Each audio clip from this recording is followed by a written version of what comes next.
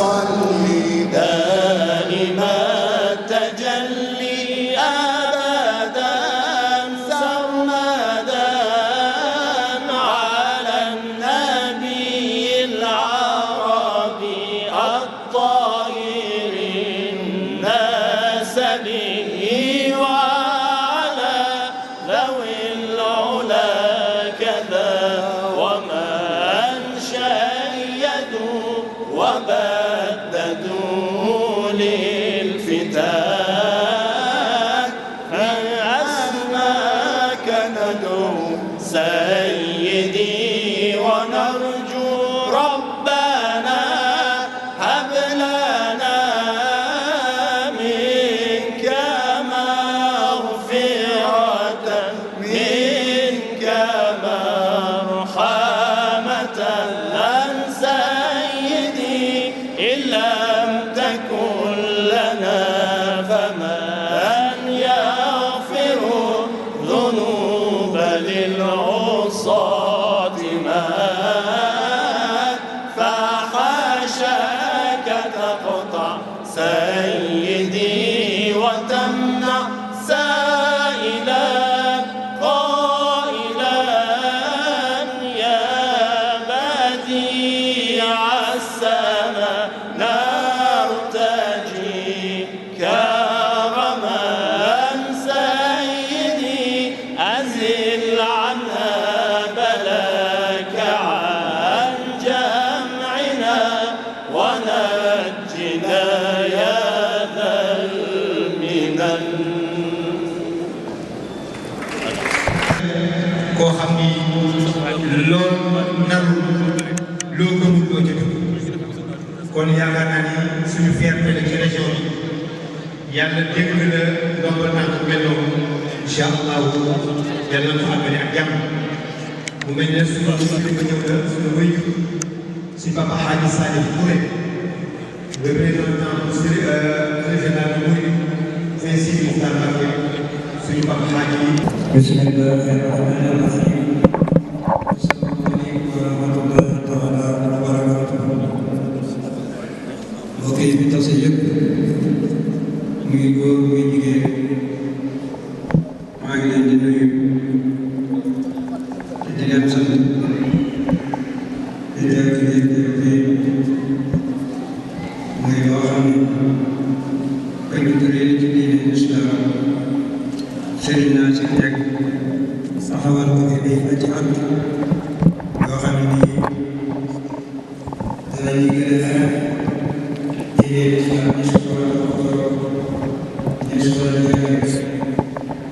ni su ko defee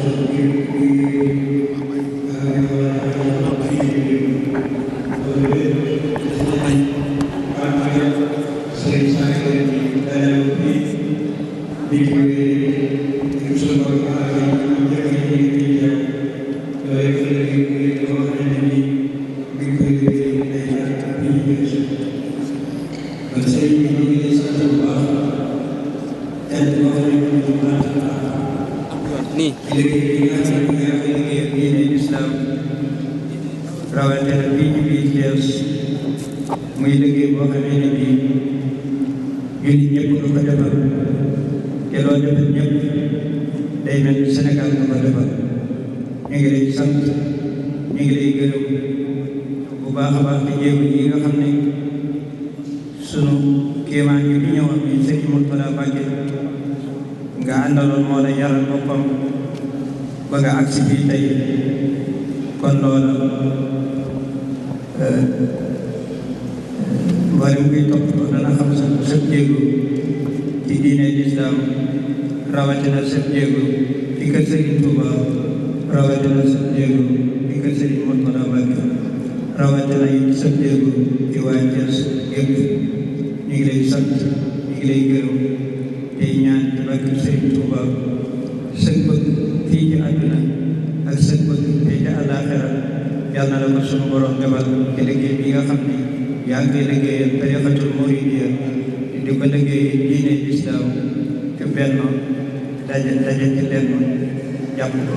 loolu lépp mi ngi sa woote bi amoon naa yaram yi ñëw joxe woon naa ndigal sëñ Modou Ngom ne leen bu fa demee dama fa teewal xam naa gisul ak ñoom bañ a di ma soññ mooy kon naa ñëw waaye moom laa yabaloon ngir moom benn lañu moom benn lañu ci bis bi mu taxawal ma maa ngi sant ñëpp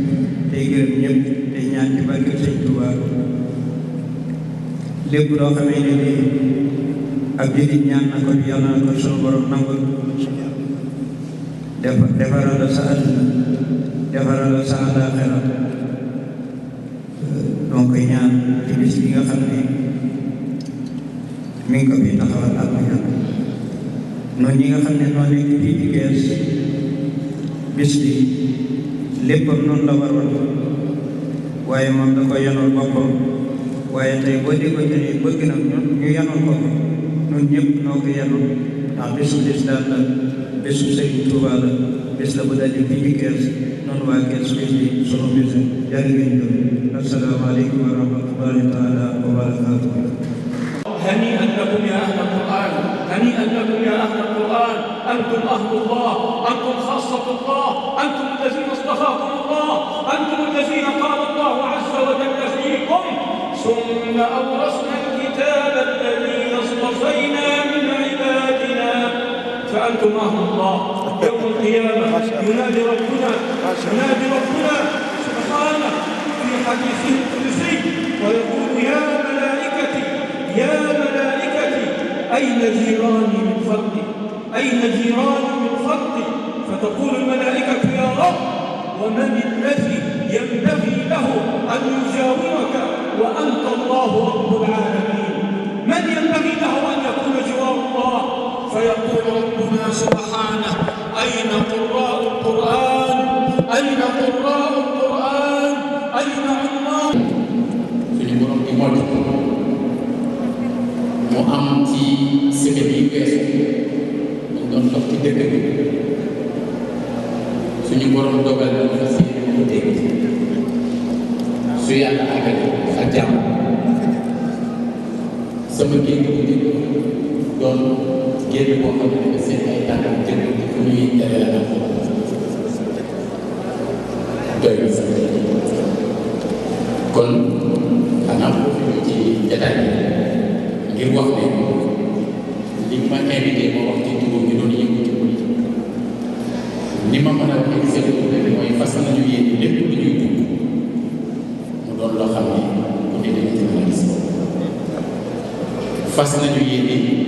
li ñu jëm duñ ci jéem a doon lenn surgay askan li ñu bëgg ba déggaat fas yéene di leen ko wax ndax mandat li muy tekkee ci baat bu mu jógee muy yenn wala yónnee nit nag bu la joxee tey ñëw subhaanaka laa ilma lanaa illaa maa allamtanaa innaka antal aliimul hakiim. asalaamaaleykum wa rahmatullaahi taala wa barakaatuh. ginnaaw bu ñu sante yàlla julli ci Yonent bi sallallaahu alayhi wa sallam sant Seexul Xadiim Xaadimul Muxtaar ñuy mbokki jullit yëpp mbokki taalibe yëpp di nuyu mboolem këru diine yi nga xam te bi day ne ci jotaay bi tëdd bi di jiital ci nuyoo bi samay kilifa yi fi teew tudd Sëriñ Abdou Mbacke Sëriñ Moussa Mbacke ak Sëriñ Saliou Mbacke Xaadimu Awa ak Sëriñ Bassirou Xaadimu Awa ak njaboot gi yëpp di nuyu Sëriñ Mansour Gueye ak mboolem njaboot gi yëpp kilifa diine yëpp comme ni ñu ma fi jiitu ni ñu ko limee rek di wax ne bi may ñëw ànd naa ak soxna Maam Xari Mbacke député à l'Assemblée nationale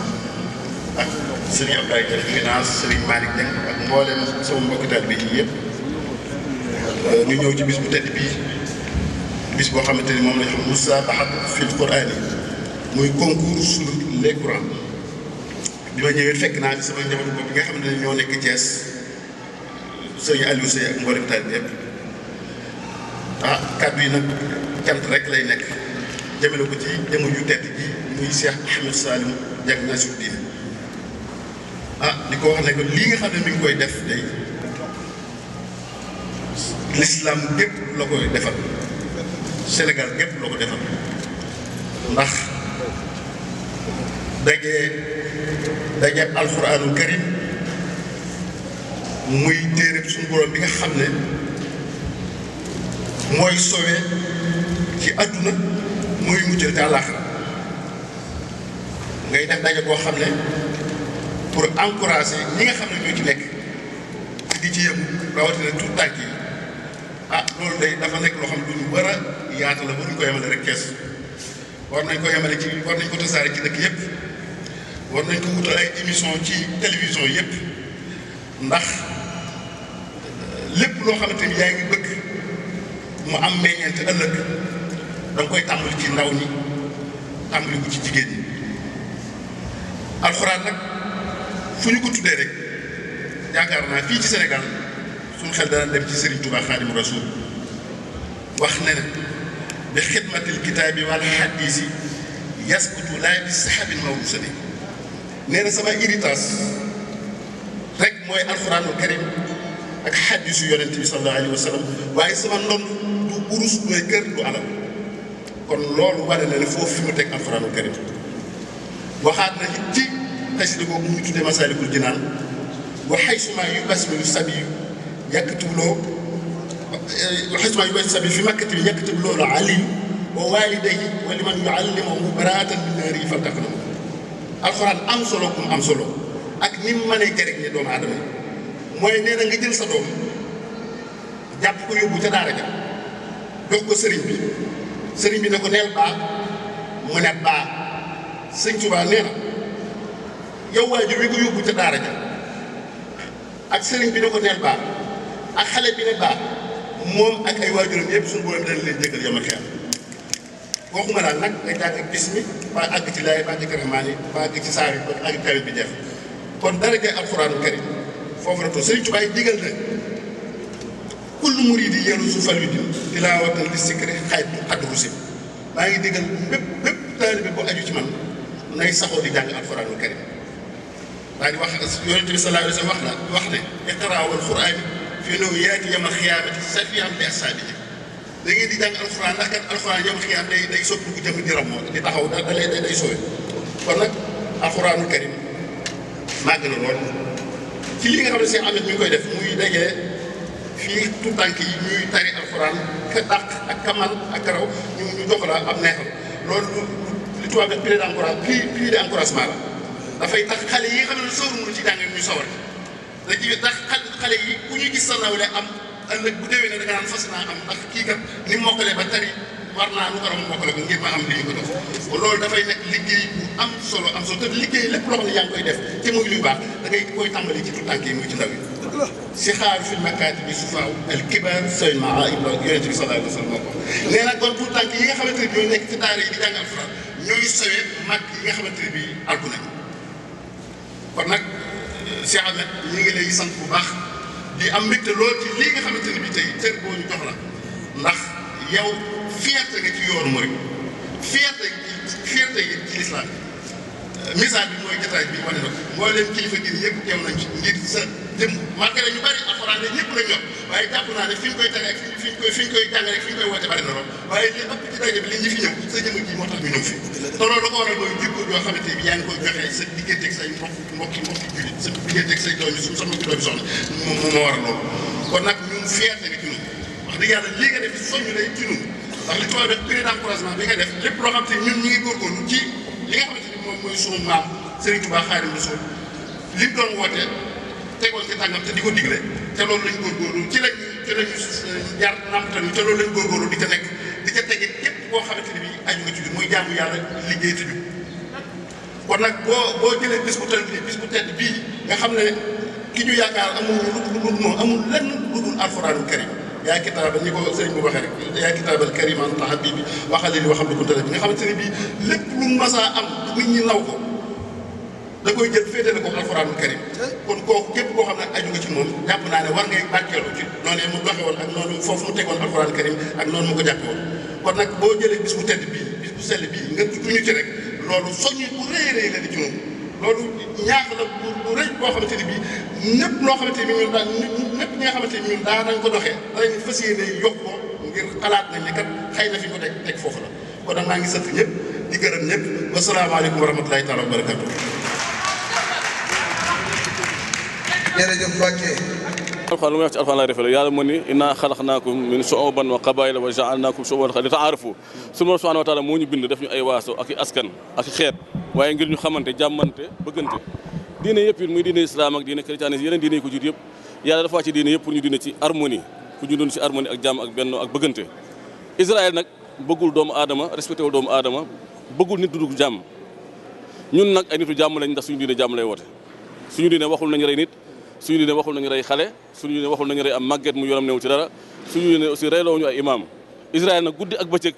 day jël ay bomb di ko dóor ci ay juma di ko dóor ci ay école di ko dóor ci ay daara alxuraan di rey ay doom ñoo xam ne seen yëguñu ni sax ñoom ay palestiniens lañu ay xale lañu xamuñu sax lu Palestine te dañoo war a judd comme ni nga juddoo yow Sénégal comme ni ki juddoo ci Burkina Faso comme ni ki la juddoo ci Mali yàlla moo ñu bindu tasaarañ ci àdduna pour ñu dundu jàmm kon dañuy wax ni Israël na may jàmm Palestine wala àdduna bi yëpp dogoog Israël ndax ñu àdduna bi li ñuy woote mooy jàmm li ñuy woote mooy bëggante li ñuy woote mooy dund ci harmonie ak humanité gisuma ni relation Israël du réewum référence te amul dara lu mu lay apporté jaxasoo moom du la yokk dara te diplomatie échange la ak dimbalante ak jàppalante Israël amul benn jëriñ Sénégal nañ may jàmm te may àdduna bi jàmm.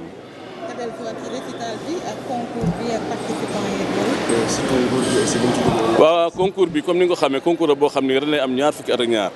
union de la jeunesse musulmane di ko taxawal fii ci diwaanu Thiès ci tàmbali bi ñu ko doon def au niveau national léegi ñu dem ba yàlla def ñu ay pays yu jógee Sénégal di ci teew. ñu amoon yéene sax def ko concours international ci kaw suñu nguur jàppale comme ni ma ko waxee sànq ci français concours yu mel ni ci réew yi jullit yoo dem Sénégal du état islamique mais réewu jullit la réew moo xam ne foo ko tudde ñu ne téeméer yoo wàññi juróom-ñeent fukk yi ak juróom ay jullit lañu réewum jullit la su dul état islamique it nit ñi jullit lañu dund ndax ku fi woote leen diine di nga xam ne réewum jullit la kon état du Sénégal dafa jot ni ñuy sonne ci làmb ji di ko sonne ci football bi di ko sonne ci handball bi di ko sonne ci basket bi ñu sonne noonu ci alxuraan ji jàppale ñu diine ji jàppale ñu alxuraan ji jàppale ñu tout tànki daara yi loolu dafa jaadu jël ay subvention di ko joxe de gauche à droite te bu l'islam xewlee mu mel ni yëgoo ko loolu jaaduwul tegewul ci yoon te ànduñ ci. officiel de 22e édition du concours régional sur le Coran organisé chaque année par l'Union de la jeunesse musulmane sénégalaise. Comme vous le savez, ce concours regroupe les daara qui représentent les 14 régions du Sénégal, plus les pays, quelques pays de la sous-région, pas tous les pays. Et puis, on avait comme invité d'honneur ce jour Serigne Djily Abdou Fatah Mbacké, qui est un petit-fils de Cheikh Ahmadou Bamba, un jeune chef religieux qui a beaucoup œuvré pour l'islam et la confrérie de la Mouridia. C'est pour ça qu'on l'a choisi pour être un modèle de la jeunesse, pour cette journée dédiée à la jeunesse, et surtout au Saint-Coran.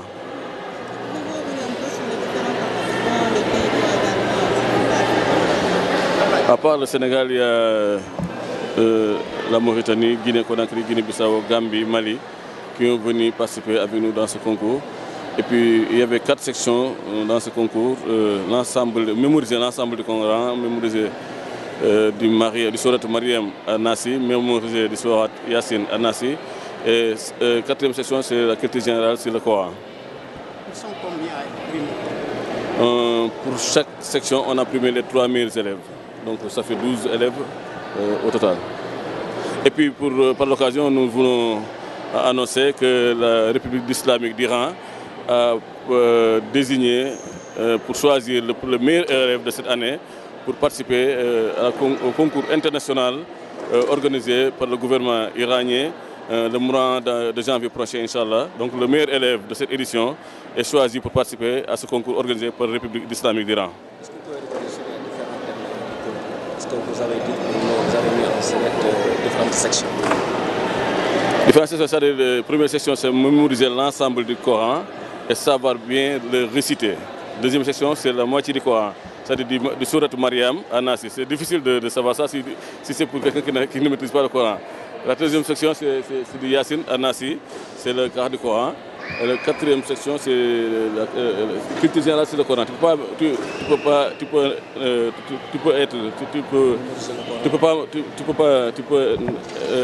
Il y a des gens qui ne mémorisent pas le Coran